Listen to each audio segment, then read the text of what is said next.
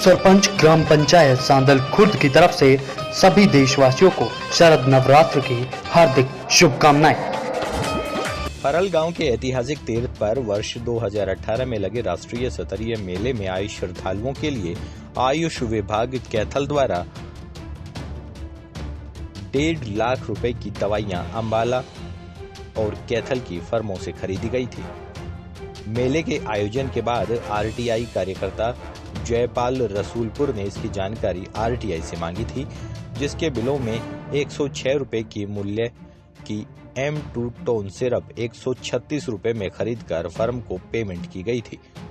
जिसको लेकर जयपाल रसूलपुर ने इसकी शिकायत सीएम विंडो में की थी, जिसकी जांच पर उस समय मौजूदा उपायुक्त डॉक्टर प्रियंका सोनी ने स्वयं की थी, जिसमें लगाए गए सभी आरोप सही पाए गए थे, जिसमें ये बात भी सिद्ध हो गई थी कि शिकायतकर्ता द्वारा शिकायत करने के बाद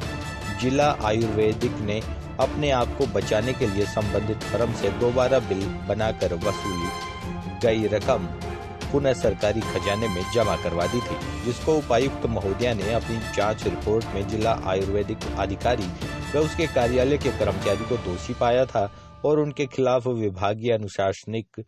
कार्रवाई करने के लिए आयुष महानिदेशक हरियाणा को लिखा था, परंतु 1 साल तक आयुष निदेशालय ने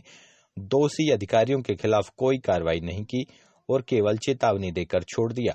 वहीं जयपाल रसूलपुर ने बताया कि उसके दिनांक 3 मार्च 2019 को इस विषय की शिकायत सीएम विंडो में लगाई गई थी, जिसकी जांच उस समय मौजूदा उपायुक्त डॉक्टर प्रियंका सोनी ने स्वयं की थी। कैथल से न्यूज़ 1 हरियाणा के लिए बबल कुमार गागट की रिपोर्ट।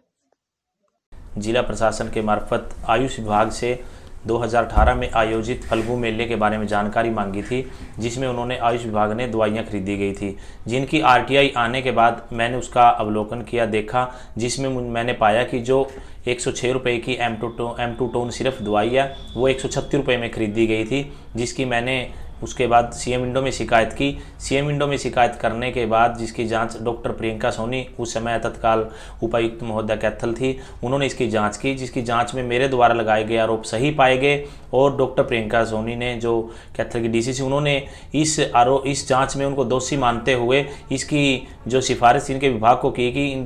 जो डॉक्टर हैं इन्होंने ऐसे लापरवाही बरती के खिलाफ विभागीय अनुशासनिक कार्रवाई अमल में लाई जाए। उसके बाद 1 साल तक भी आयुष निदेशालय पंचकुला द्वारा दोषी डॉक्टरों के खिलाफ कोई कार्रवाई नहीं की गई। फिर उसके बाद मैंने इस संदर्भ में एक केस लोकायुक्त महोदया की कोर्ट में डाला, तो लोकायुक्त महोदया द्वारा इस केस के संदर्भ में जब उनको नोटिस किया गया तो उन्होंने 1 साल बाद अफरा तफरी में आज उनको चार्जशीट किया गया है अंडर 8 रूल में।